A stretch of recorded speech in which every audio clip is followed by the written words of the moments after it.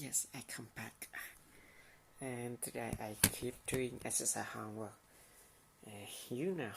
The subject is still about top 10 rules.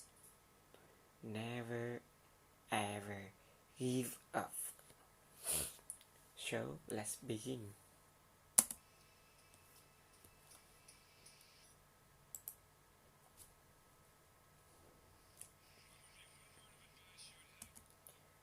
What would be one word of advice you would have for an upcoming businessman or for a future businessman? Yes, knowledge. But if it's one word is very hard for that. But the word is knowledge.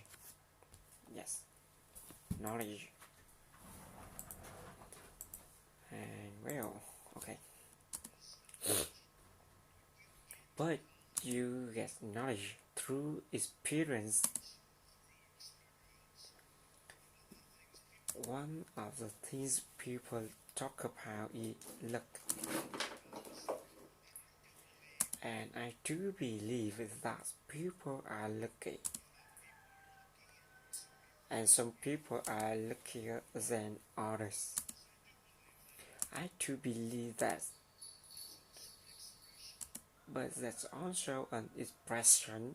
The harder you work, the luckier you get.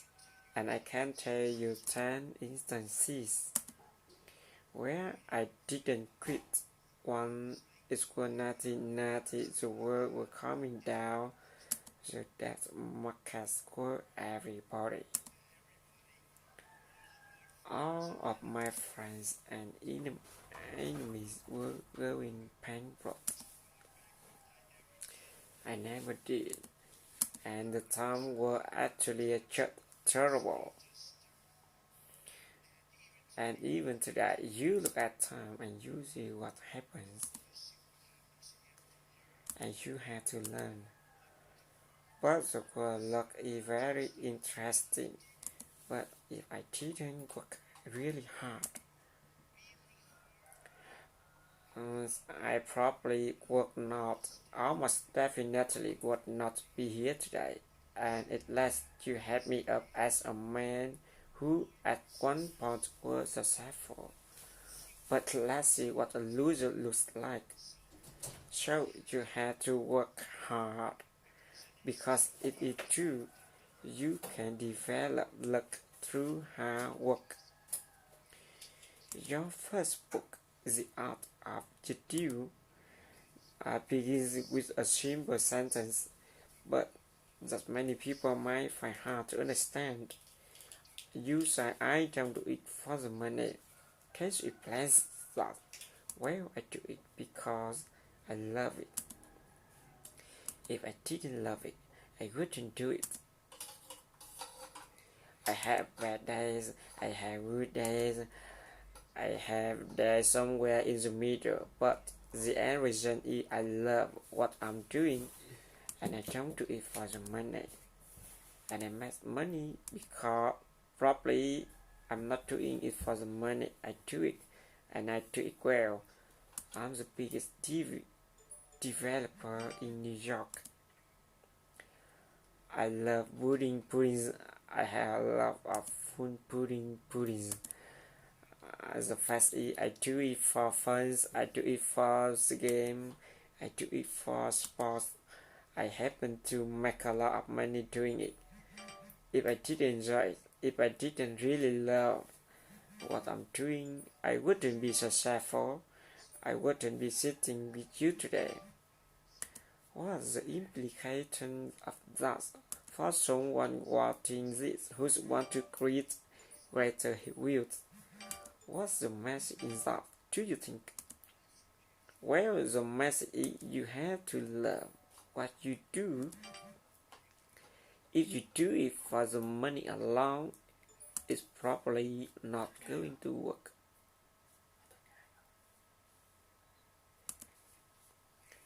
I have friends where I tell them get out of this business, which is a good business, and go into another business, which isn't as good a business, because they like the other business better. You'll do better in a less good business, so to speak, and then they will in the better business, because they like it. Going against the time is right if it works. Now it doesn't always work, and you really have to be smart to go against the tide, because you're going against a lot of smart people. But when you get it right, you end up better. Whether it's Microsoft or Google, I mean so many people that have really hit big. I have gone against the tide, but you have to have right confidence in yourself.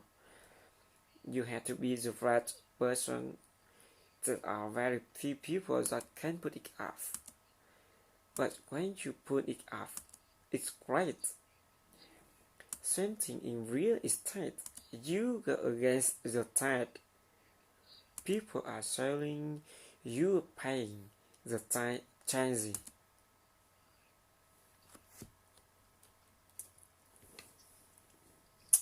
Yes.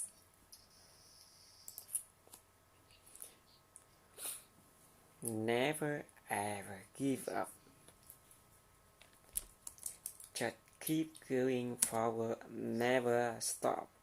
It might seem like you have no chance, it might seem like it's over. Never ever quit. If you're a quitter, I hope you quit right now and start squatting immediately, because you never make it. Now you are the incredible casinos and the hotels and the towers in New York City. You are going to build this was putting now. In television city, when enough or will Donald Trump never be satisfied with the deal making and the acquisition? Well, I'm like a lot of my friends from Houston. I just keep charging. I mean, you can do it. Just keep going. Like a short of a pretty short experience, and you have to maintain some kind of equilibrium. And the way I maintain that it to work, and I enjoy what I do. I love what I do, and I hope I do it well. And so I just keep going forward then, and it's so far it paid out. Are you smarter than most people who could call themselves entrepreneurs? Do you work harder? What is due with you anyway?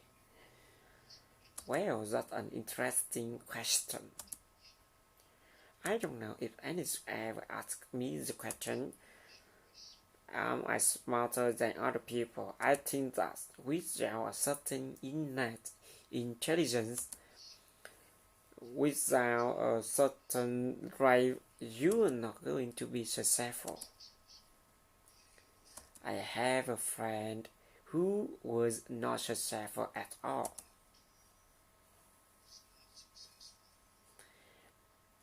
But were really up and coming, and he had to think he would only fly first class. I'm not saying do this, because for some party it won't work. But he needed that mentally. He wanted to fly first class because mentally he wanted to think he was the best, and that's it. And even though he didn't have much money at the time, this years ago, He was always flies class. I used to criticize him, but it put him in a good state of mind. And he became a very successful guy. Very successful. And I always remember that he would never fly caught. He would always fly first class. Even though he didn't have the means to fly. So look, it's complicated. But whatever it takes to strengthen us, I always believe in positive thinking. At the same time, I don't want to mislead. I also believe in aspiring in terms of what you're doing, aspiring to protect against the downside. You can just be this wonderful guy, walking around everything positive, because unfortunately that's not the way the world is. I love to tell people to think about the challenges, so that when they do come along, you're ready. Let's well that I have a job, but I had the feeling that I want to start my own business. How I know that I'm the right kind of person for the entrepreneur life? To me, that's the best question you asked. It's also the target. Somebody has a family, has a job, they has a nice job, they get $8 a week. They don't have to worry about very much. It's not going to be great, they're not going to live in a palm pit. But you know what? They have a job, and it's income coming in. It's the hardest thing to do, in my opinion, in business, is to leave that job and become an entrepreneur, because you're risking your wealth, you're risking your family, your health, your family's health. You really risk a lot. You have to know in your gut whether or not you have it. To be an entrepreneur, can you handle pressure? Can you handle all of the problems that you're going to be confronted with? And there will be many problems. But the toughest job somebody has, in my opinion, in business, is to know when to get down at something and when to go in something, because it's a very risky proposition. You know, when people ask me about success, I just started to think about it over the last couple of years, because I have seen a lot of it. You have to have an ability to handle pressure, because you, no matter how successful you are, I have many friends and enemies, lots of enemies too. I don't care, but they're smart. I have a lot of enemies and people, and I think it. And people that can handle pressure, but and the people who can handle pressure can be entrepreneur, can be successful. Now I have some friends that are really smart, but they can't handle pressure, in which case they should work for somebody to create a good life. There's nothing wrong with it, because I'm also think that's an interesting thing. The ability to handle pressure. Now, one other thing I tell people about pressure is, you know what they said. How do you handle pressure? Who's had more pressure than me? I had the pressure over the years. And you know, I get criticized at my hair, but it's not so bad. And it's real, and it's mine. You know, it's my real hair. I mean, I get killed. I had an article recently that was so good. It was such a great article. And then it had one line, but he with yours has peace. I have seen I couldn't show the article to anybody, and it's nothing even true. But you have to have the ability to handle pressure, and if you can't handle pressure, you have to know that about yourself. You have to know that about yourself. So handle pressure. If you can't, that's okay. But one of the things I tell people around handling pressure is, remember, because they ask me question, how do you handle stress? And somebody actually said, Turner, you are so handsome. Do you believe this? I love this person. You're so handsome. How have you started so handsome under all this pressure? And I actually thought of it to myself. You have to remember, it doesn't matter. God matters, your family matters. It doesn't matter. And if you say, I have some people, they say, I got to be successful. I got to be. They never be successful. It's too crazy. They can't think straight. Does that make sense? Does that make sense to you? That we're going crazy? Standing up about your success, right? So you got to handle. Look, now he's a little bit more lucky. Calm him down. That's very good. I like that. We calm him down. So you got to be able. You got to be able to shock or say to yourself, nothing matters that much other than the real big deals with family, with your friends, etc. People settle for mediocrity for one reason: they're lazy. I think it's so often people go into something they don't want to go. That it just that they know it's not going to be great. It might be good or it might be okay. It's not going to great. They settle for mediocrity. They settle for mediocrity. They're lazy. I have 5 children, but the 3 that are in business, and a lot of it is because of the success of the apprentice where they go on, and people get to know Ivanka and Don and Eric. But a lot of what that were early upbringing,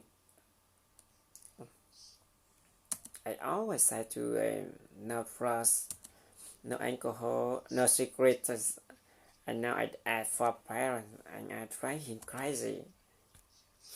And I say every time they leave, no drugs, no alcohol, no cigarettes, repeat after me, and I have to let go. Even car would go, Dad, will you leave me alone? But I'm thrown it into the house. And you have to get through those artificial parents. I call them artificial parents because you can't do something about it until it's too late. Once it's in your system, it's very hard to stop. Like, don't drink. and it's very easy for me not to drink. I tell people, what are you drinking for? What are you drinking for? And they don't even understand what I'm saying. Because it's so, yes,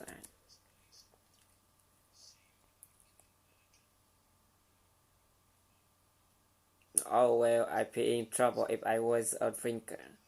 With my life, yes, no smoking, yes. I had a brother, uh, I had a brother first who was sadly an alcoholic, a serious alcoholic, and he was the best looking guy you ever seen. Yes, he was older than me. He was 10 years older than me, 11 years older than me.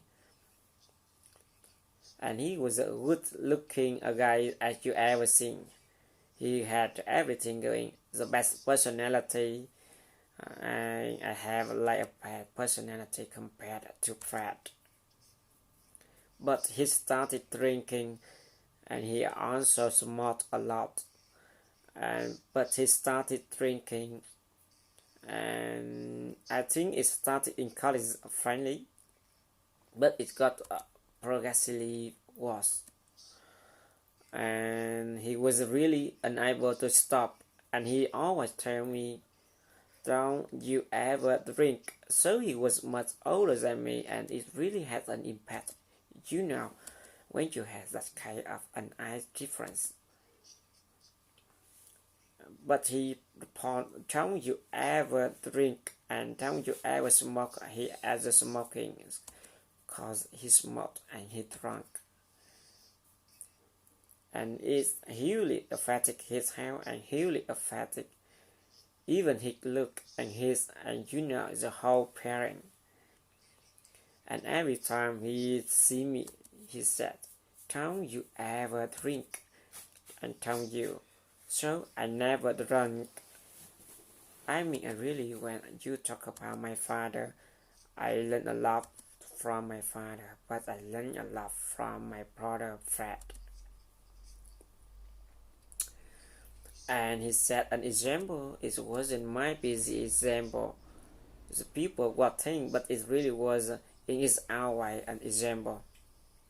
We met an adorable 10 years old girl named Megan. Now Megan was born with Brittle Pontizi. Hi Megan, my name is Jonan. And you probably don't know me, but I was watching Marisol the other day, and I must tell you, you really hit me right here.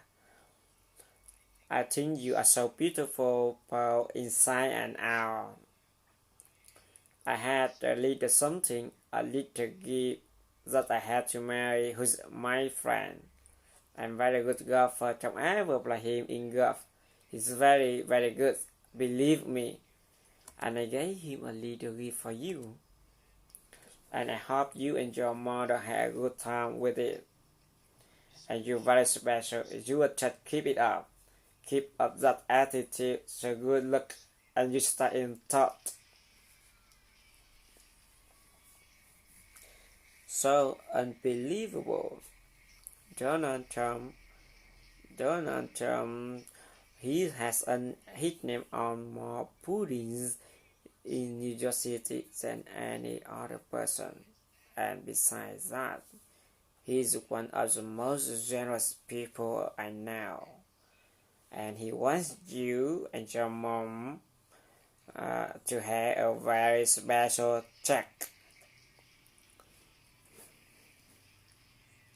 And when we talk about Donald Trump, when he give out checks, we are not checking Tom chance here. This is big time money. So look at that. Look at that. Do you know how much that's for? Did you get all those zeros right?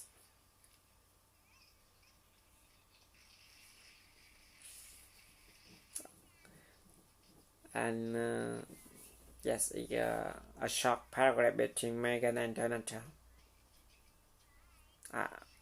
Yes.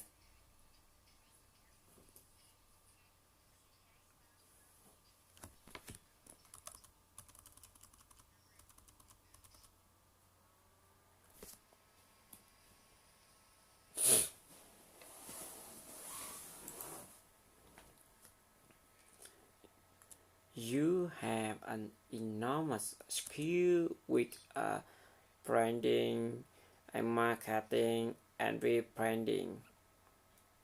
And what could you give as advice to small and medium-sized business owners for branding and marketing? Well, the first thing is you have to have good product. If you don't have the product, forget it. But assuming they have really good product, you have to get the word out. You know, I know people that are better singers, more talented than Frank Sinatra. You'll never hear them. I know one in particular, a person who really is talented, always practicing, always rehearsing. Yes, it's a New York Times call for an interview. No, no, no, I'm not ready. Yes, I'm not ready. Yes, you're never ready. You got to get around to it. Also, you have to show up less pressure.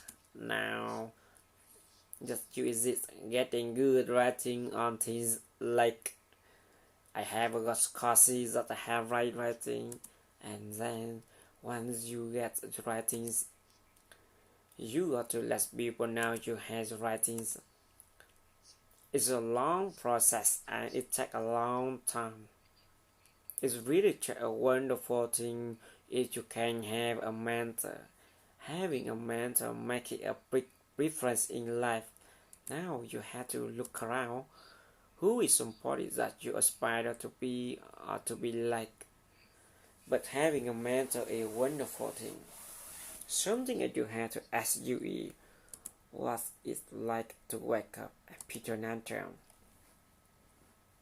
When you're saving in the mirror and you look at yourself and you an icon, what is it like? Well, I'm honored by your question, but I don't really think about it that way. I mean, I wake up and I do save and do your mirror and all of that stuff, but I go to work. I'm in my office early. I live late. I work hard. I employ a lot of people, a lot of education, lots of everything. I spy for people by giving them a check every week. I love of healthcare. Finally, it make me feel good. I knew a lot of people were couple of my employees. They was had cancer and they are being well taken care of because they had a good program under the term organization and I'm happy about that.